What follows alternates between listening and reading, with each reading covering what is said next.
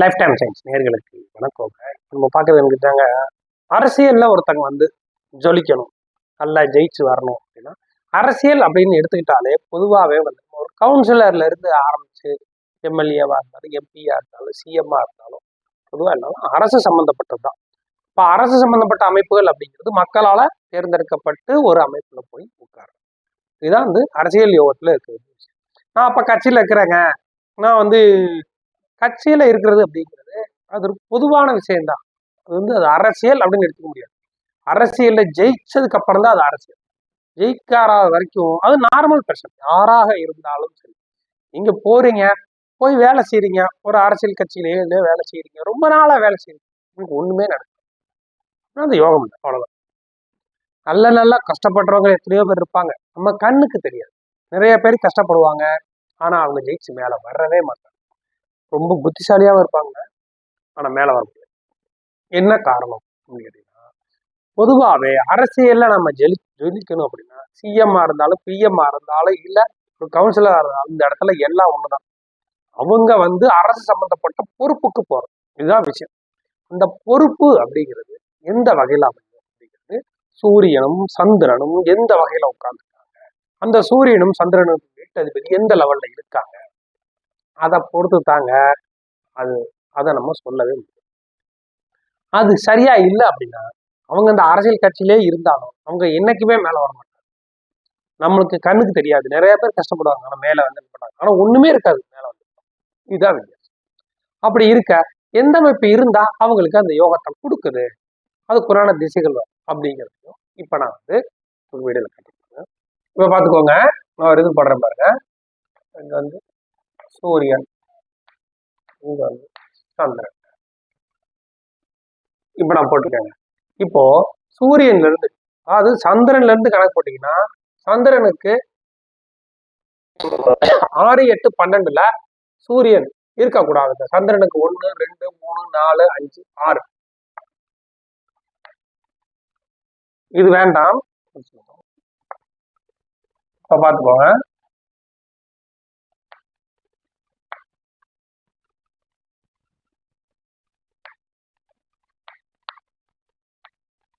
பாத்துக்கோங்க. இப்ப நான் என்ன பண்ணிருக்கேன் அப்படின்னா, நான் பொதுவாதான் ஒரு சந்திரனை நான் போட்டிருக்கேன். நீங்க இதை வந்து உங்க ஜாதகத்துல நீங்க செக் பண்ணிக்கலாம். நான் போட்டிருக்கிறது திருப்பி சொல்லிடுறேன், சந்திரனை நான் பொதுவாதான் போட்டிருக்கேன், ஒரு வீட்டுல தான் போட்டிருக்கேன்.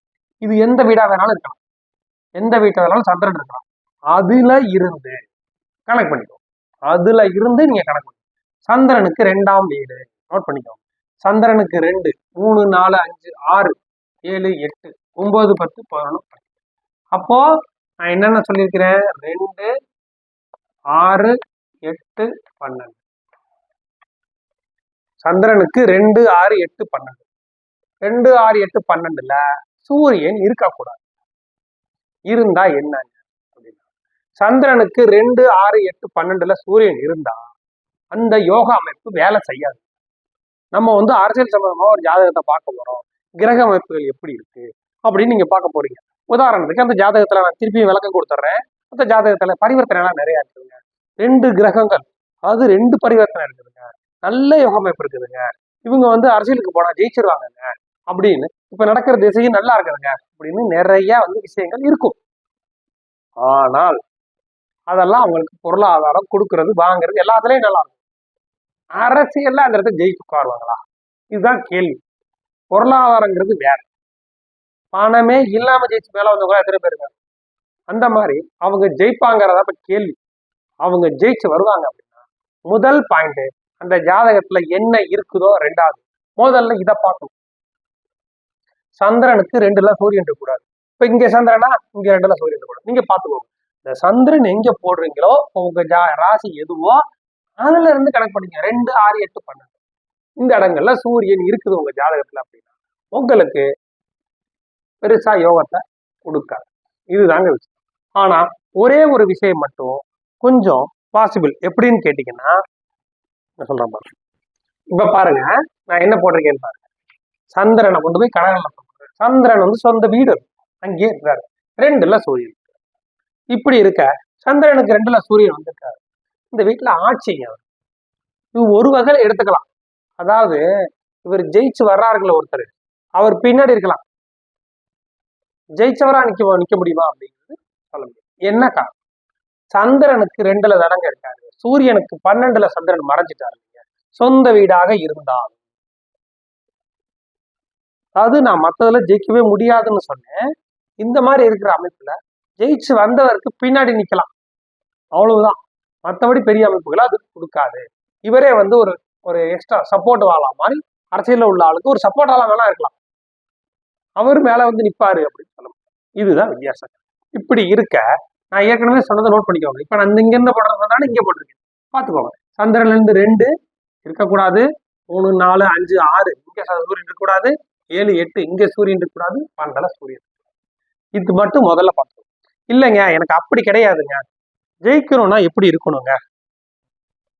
இப்ப பாத்துக்கோங்க, போட்டிருக்கேன் பாருங்க. சந்திரன் இங்க இருக்காருங்க, சூரியன் இங்க இருக்காரு. இது வந்து கார்த்திகை மாதம். சந்திரனும் சூரியனும் பரிவார், அதாவது பௌர்ணமி யோகம். இந்த மாதிரி பௌர்ணமி யோகத்துல சந்திரனுக்கு 7ல சூரியன் இருக்கணும். மற்றபடி நான் சொன்ன மாதிரி 2, 6, 8, 12 சந்திரனுக்கு 2, 6, 8, 12 சூரியன் இருக்கக்கூடாது. இருந்தாலும் ஒரு சின்னதா ஒண்ணு காமிக்கிறேன், அப்புறம் நான் அடுத்தடுத்து விளக்கமா இன்னொரு வீடியோல போடுறேன். சந்திரனும் சூரியனும் பௌர்ணமி யோகத்துல இது ஒரு நல்ல அமைப்புங்க. அரசு வேலை, அரசு அதாவது அரசியல்ல ஜொலிக்கிறதுக்கு. அப்படி இருக்க இந்த சந்திரன் கூட சந்திரன் சூரியன் கூட குரு சம்பந்தப்பட்டா ரொம்ப டாப்புங்க. சந்திரனுடைய பார்வையில குருவும் சூரியனும், குரு சூரியன் பார்வையில சந்திரன், மிகப்பெரிய யோகம். இல்லைங்க எனக்கு அப்படி இல்லைங்க, குரு இங்க இருக்கிறாரு, தப்பு இல்லை. குரு 9ஆம் பார்வையா சந்திரனை பார்ப்பாரு, இதுவும் நல்லா. இந்த மாதிரி இருக்கணும். இப்படி இருந்தா தான் அரசியல். இந்த செவ்வாயை நான் எதுக்கு போட்டிருக்கேன்னா, இங்க குருவும் சூரியன் இருக்காங்க, இந்த வீட்டதிபதி உச்சம், இப்படி இருக்கணும். இந்த சூரியன் இருக்க வீட்டதிபதி உச்சமடையும். அப்படி இருந்தா சொல்ல வேண்டியதே இல்லைங்க, அவங்க கண்டிப்பா நல்லது. ஏற்கனவே இங்க சந்திரன் உச்சம், இங்க சூரியன் இருக்கு, வீட்டதிபதி உச்சம். இப்படி இருந்தாதாங்க அந்த அரசியல் யோகா அமைப்பு அமையும். முதல்ல நம்ம பார்த்துக்கணும். இன்னொரு விஷயம் சொல்லிடுறாங்க, எப்பவுமே சந்திரனுக்கு 7ல சூரியன் இருக்கிறது ரொம்ப ரொம்ப சிறப்பு. அதாவது பௌர்ணமி யோகம். இந்த பௌர்ணமி யோகத்துல பிறந்தா செம டாப்பா இருக்கும். குருவும் பார்த்துட்டாரு அப்படின்னா அவங்க அரசியல்ல ஜொலிப்பாங்க. இப்ப நான் வந்து அடுத்த வீடியோல ஒவ்வொரு சந்திரன் பௌர்ணமி யோகம் வந்து அந்த இடத்துக்கு வீட்டதிபதி எப்படி வந்தா எப்படி இருக்குங்கிறதையும் நான் அடுத்த வீடியோல போடுறேன். இப்ப இருக்கிற கணக்குப்படி பார்க்கும்போது சந்திரனுக்கு 7ல சூரியன் இருக்கிறது நல்ல அமைப்பு. இல்லையா, சந்திரன் இங்க இருக்கிறாருங்க, சூரியன் இங்க இருக்கிறாருங்க, கேந்திரங்க, தப்பு கிடையாது. கேந்திரத்துல இருக்கலாம், ஆட்சியில இருக்கிறாரு, கேந்திரம் இந்த மாதிரி இருக்கணும். இந்த மாதிரி நான் சொன்ன 2, 6, 8, 12 நோட் பண்ணிக்கோங்க.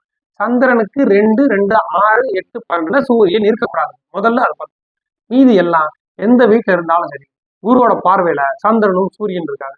இல்ல குருவோட பார்வையில இல்லாம இருந்தா அது பெரிய விசேஷம்னு சொல்ல முடியாது, இருந்தாலும் இருக்கிறது நல்லது.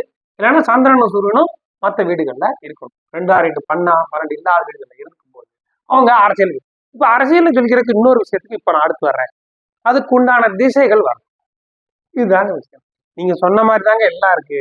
ஆனா நான் இன்னைக்கு ஜெயிக்கவே இல்லை, இன்னைக்கு வரைக்கும் நான் சும்மா தாங்க இருக்கேன் சொல்லலாம் எல்லாரும். என்ன காரணம் கேட்டீங்கன்னா, அதுக்கு உண்டான காரணம் அவங்க ஜாதகத்துல அவங்க லக்னத்துக்கு யோகாதிபதிகள் திசை, இல்ல சந்திரனுக்கு வீட்டதிபதி திசையோ சூரியனுக்கு வீட்டு வராம இருக்கும், அதையும் பார்க்கணும். அதே சமயம் இன்னொரு முக்கியமான விஷயம், மக்கள் தொடர்பு அப்படின்னு எடுத்தா அது சனி. அந்த சனி கெடாம இன்னொரு இடத்துல இருக்கும், நல்ல இடத்துல இருக்கும், கேந்திரத்துல இருக்கும். எப்படின்னா சந்திரனுக்கும் சூரியனுக்கும் கேந்திரத்துல இருக்கும். அப்படி இருக்காங்க. கேந்திரம்னா என்னங்க, 4, 7, 10. சூரியன்ல இருந்து 4, 7, 10 இங்க இருக்கக்கூடாது, இங்க இருக்கலாம், 4 இருக்கலாம், 10 இந்த மாதிரி இருந்துட்டா அவங்க கண்டிப்பா ஒரு பதவியில உட்காரும். நீ அடுத்த இதை வந்து அடுத்த வீடியோல போடுறேன் பாருங்க. இப்போதைக்கு இதை பார்த்துக்கோங்க, அடுத்த ஸ்டெப் என்னங்கிறது நான் சொல்றேன். Okay, thank you.